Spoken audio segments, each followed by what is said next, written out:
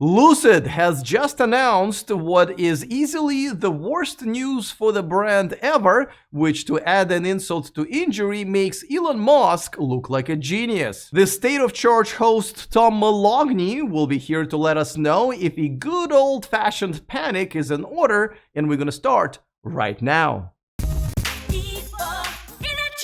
Welcome to E4 Electric, where I expose the truth behind the electric car headlines, so go ahead and click on that subscribe button and the bell notification icon so you don't miss anything moving forward. Lucid has just cut the production goal for the year by half and revealed that the number of the cars delivered has actually fallen. Now, I know what you're saying, Alex, this is all news.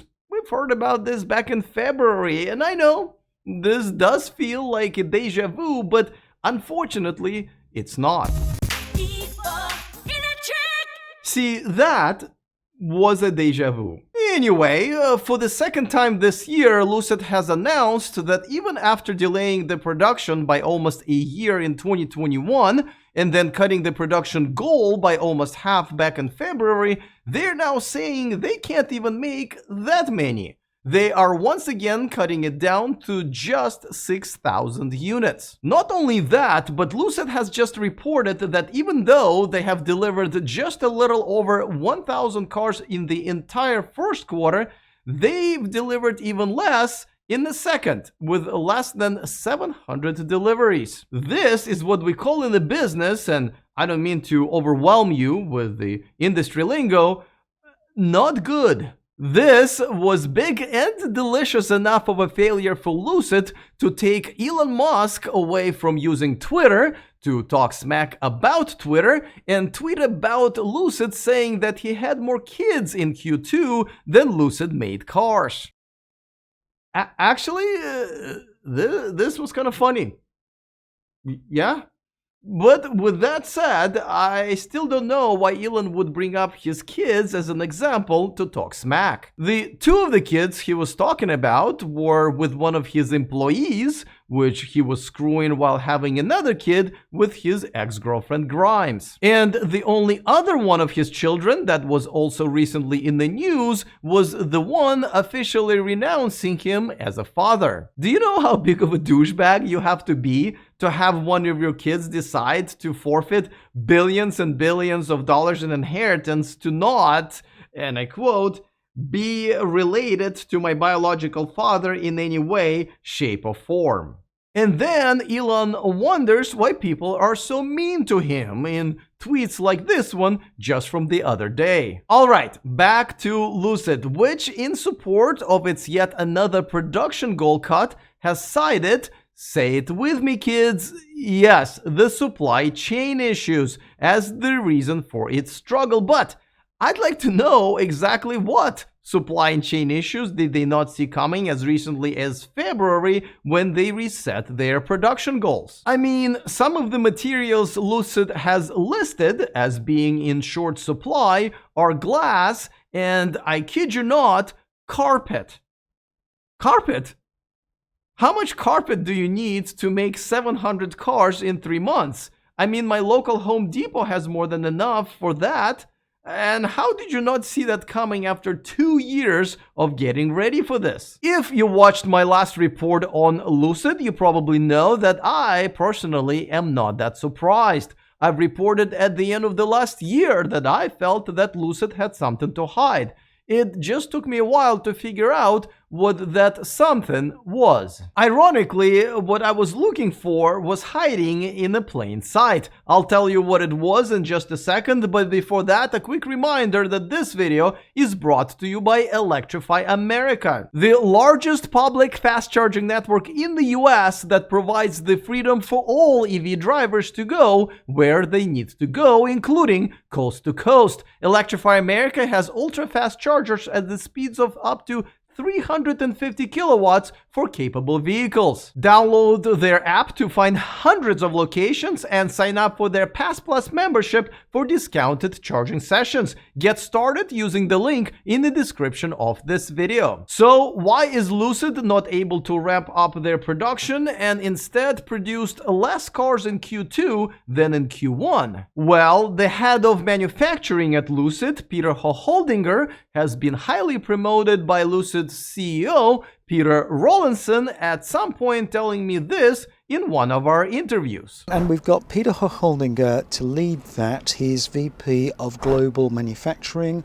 He's got an incredible record, great leader, inspirational guy, and he's putting together a process, a Lucid manufacturing process. And we're not going to have production hell. We're going to have a Lucid manufacturing process, and we're going to execute this in a structured manner, which is going to create a real top quality product. Now, as you know, the production hell term was pioneered by Tesla during the times when the Model 3 production ramp up was happening, almost driving the company into bankruptcy, per Elon Musk's own admission. And you want to guess who was in charge of Tesla's production as the vice president of production at that time? Yeah.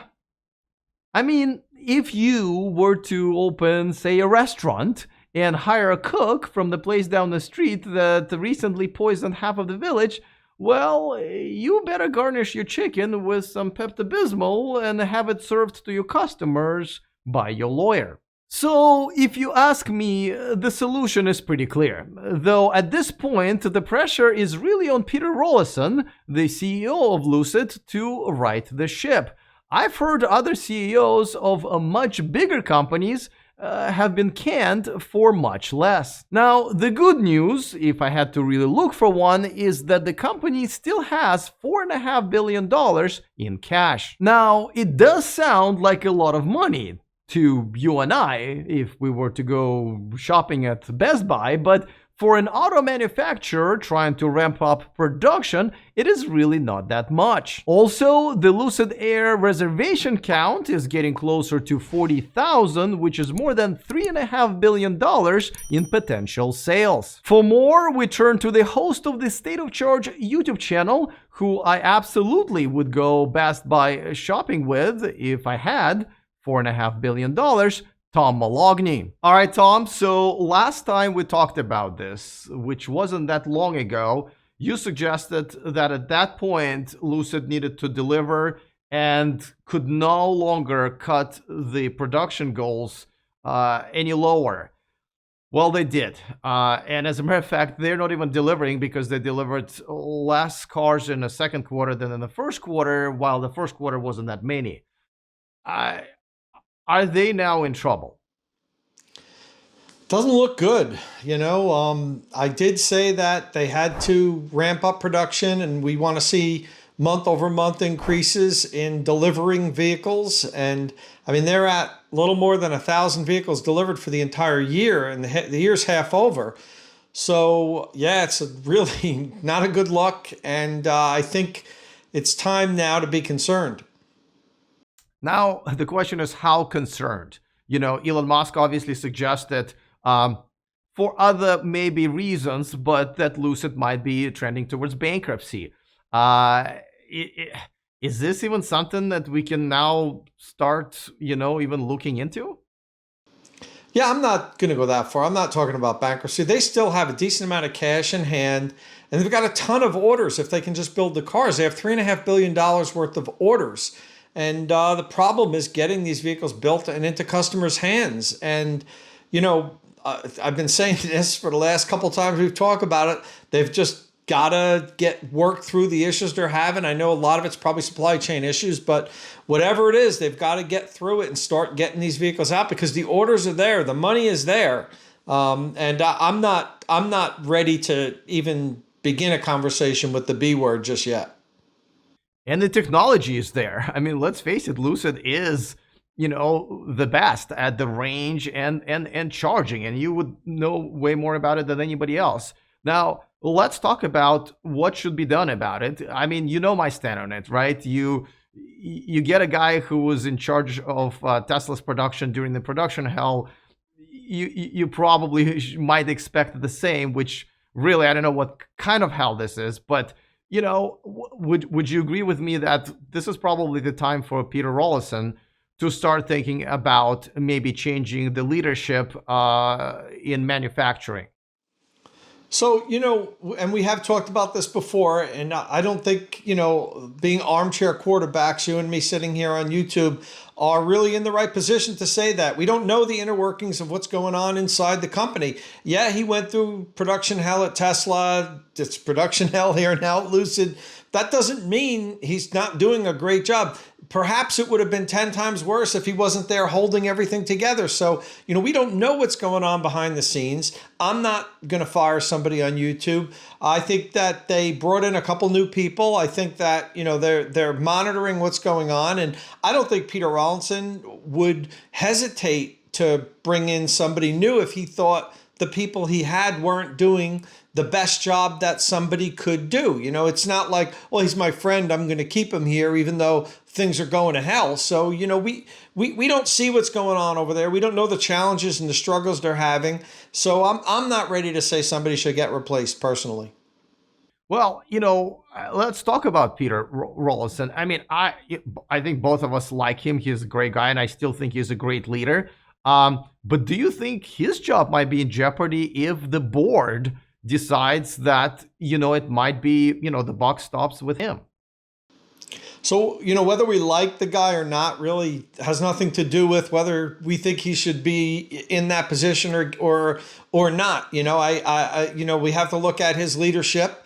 To up to these problems now, the last couple of years, he was, the golden boy. He could do no wrong. He's very well spoken. He put together an amazing car that pretty much everybody thinks is an absolutely outstanding vehicle. And now they're not able to build them quick enough. So I don't think that that's something that we need to put on Peter's shoulders. Now, of course, you've got to go to the top. But we are in extraordinary times, Alex, and we get to talk to, executives from every company. I just had a long interview with Darren Palmer over at Ford, the VP of Model E, and he was telling me about the extraordinary supply chain problems that's hurting them and preventing them from putting out as many cars as they want to. So, when a big company like Ford can push around their vendors, Lucid can't. So if there's a certain amount of chips that are out there, they're getting prioritized to the big boys, the GMs, the Fords, the Toyotas, and these little companies like Lucid that are making cars in the thousands, not in the millions, they're getting pushed to the end of the line. So that could be part of this problem also. But at some point, you can't make the same excuse over and over again. I mean, it's been over 2 years. Everybody knew for now a long time that there are supply chain issues and, but it looks like they've been very recently wrong with all of that knowledge back in February and now cutting the outlook by half and not by 10 or 20%. At some point, don't you think that excuse gets old? Well, if it's valid, you can say you're tired of hearing it, but if it's still the case, I mean, they're building cars from what I understand, and you've got some cars that don't have carpeting in them and some cars that don't have glass. And well, what are you going to do if your vendors just say, we can't give it to you? I mean, what do you go over there with a baseball bat? If they can't get the parts to put the vehicles together, I don't know what you want them to do. It's just a simple fact of life in 2022 right now. These are extraordinary, challenging times for supply chain. All right, let's switch topics.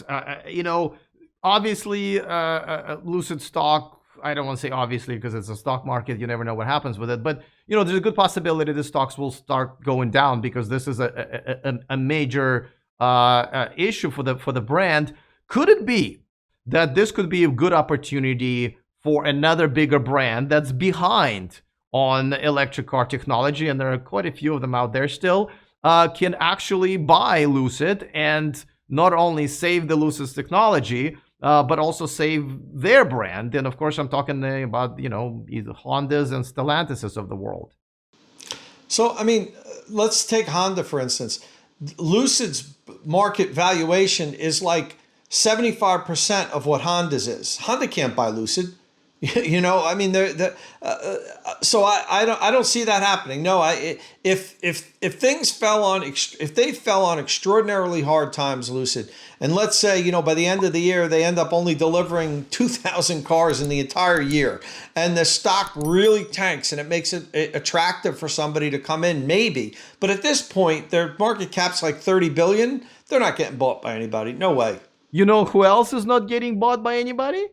My friend Tom, and just for that reason, you should absolutely subscribe to his channel. I put a link to it in the description of this video. All right, looking forward to all of your comments. Other than that, see you guys next time, and remember to stay charged.